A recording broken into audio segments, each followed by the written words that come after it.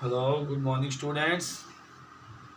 आज के इस वीडियो में हम करने जा रहे हैं कक्षा 7वीं की पुस्तक महाभारत, जिसका पाठ 11वां व 12वां करने जा रहे हैं, जिसका नाम है द्रौपदी स्वयंवर। और जो 12वां पाठ है उसका नाम है इंद्रप्रस्थ। तो इसके जो लेखक हैं महाभारत के, वो मैं हर बार आपको बताता हूँ, वेद व्यास जी हैं। तो स्टूडेंट्स, इसके हम जो मेन सार है मैं वो आपको पढ़ के सुना देता हूँ। आपके पास पुस्तक होगी, उसको ज़रा ध्यान से आप पढ़िएगा और इसके क्वेश्चन आंसर मैं बना के आपको भेज दूंगा। तो देखिए, इसका मेन सार मैं आपको पढ़ के सुना रहा हूँ।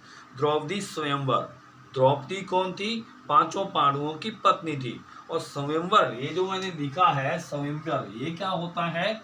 कोई स्त्री अपने, यानी कि कोई स्त्री के लिए कोई, जितने राजा महाराजा आकर के कोई वो शर्त रखते हैं, उसके जो स्त्री होती है उसके पिता कोई शर्त रखते हैं, और उस शर्त को उन राजाओं में से कोई पूरी करता है, तो वो जो स्त्री होती है उसके गले में, शर्त जीतने वाले के गले में माला डाल देती है, तो उसे स्वयंवर बोलते हैं।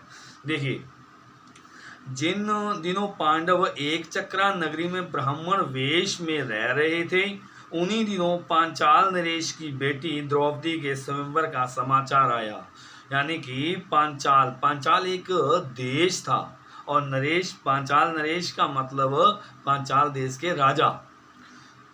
एक चक्रा नगरी के ब्राह्मण पांचाल देश जा रहे थे। पांडव भी उनके साथ चल दिए। वहां वे माता कुंती के साथ एक महार के झोंपड़ी में रहने लगे। पांचाल देश में भी पांडव ब्राह्मण वेश में ही रहे। स्वयंवर मंडप में एक बड़ा सा धनुष रखा था, जिसकी डोरी तारों की बनी हुई थी, और काफी ऊंचाई पर सोने की एक मछली टंगी हुई थी। नीचे एक चमकता हुआ यंत्र तेजी से घूम रहा था। राजा द्रुपद की घोषणा थी कि जो राजकुमार पानी में देखकर उस भारी धनुष से तीर चलाकर ऊपर टंगे हुए निशाने मछली को गिरा देगा, उसे ही द्रौपदी वरमाला पहनाएगी। यानी कि द्रौपदी के पिता का नाम क्या था? राजा द्रुपद था। शर्त आपको समझ में आ गई होगी कि नीचे कोई तेल का भरा हुआ कोई कड़ाहा है, और उसके ऊपर क्या है? मछली घूम रही है, और नीचे उस तेल के कड़ाहे में देख करके, यानी कि उसका मुंह नीचे होगा धनुष चलाने वाले का, और ऊपर उसकी आंख में तीर के साथ उसकी आंख में तीर से निशाना लगाना होगा। ऐसी कड़ी शर्त थी। इस स्वयंवर में कर्ण, दुर्योधन, श्री कृष्ण, शिशुपाल, जरासंध आदि अनेक राजा सम्मिलित हुए। राजकुमार एक एक करके उठते, धनुष पर डोरी चढ़ाते, हारते और अपमानित होकर लौट आते। इस स्वयंवर में दुर्योधन, जरासंध, यहाँ तक कि कर्ण भी हार गए थे। अंततः ब्राह्मणों में से एक युवक उठा। उसने धनुष पर तीर चढ़ाया, और एक के बाद एक 5 बाण उस घूमते हुए यंत्र पर मारे। निशाना टूटकर नीचे आ गिरा। द्रौपदी ने ब्राह्मण वेशधारी युवक को वरमाला पहना दी। युधिष्ठिर, नकुल और सहदेव माता कुंती को यह समाचार देने के लिए चले गए, किंतु भीम वहीं बैठा रहा कि कहीं अन्य राजकुमार अर्जुन पर आक्रमण न कर दे। ऐसा ही हुआ, किंतु श्री कृष्ण के समझाने पर सब शांत हो गए। भीम और अर्जुन द्रौपदी को लेकर माता कुंती के पास चले गए।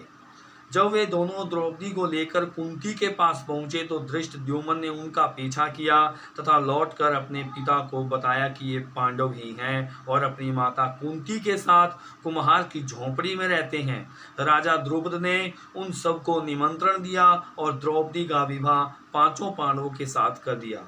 द्रुपद पांडवों को अपने साथ पाकर द्रोणाचार्य की शत्रुता की चिंता से मुक्त हो गया। ये वही द्रुपद था जिसको गुरु द्रोणाचार्य ने पांडवों को भेजकर अपना बदला लेने के लिए इसको बंदी बनाया था, गुरु द्रोणाचार्य ने। अब इसको इस बात की चिंता बिल्कुल भी नहीं रही कि अब द्रोणाचार्य मेरा कोई दुश्मनी है कोई उससे, यानी मेरे को बदला लेगा। इसको किसी प्रकार की चिंता नहीं थी। क्यों नहीं थी? क्योंकि द्रौपदी उनके 5 पांडवों की पत्नी बन चुकी थी। तो इस प्रकार से हमारा 11वां लेसन हुआ द्रौपदी स्वयंवर। द्रौपदी का विवाह कैसे हुआ, किससे हुआ, ये आपने जाना। अब ये 12वां लेसन है इंद्रप्रस्थ।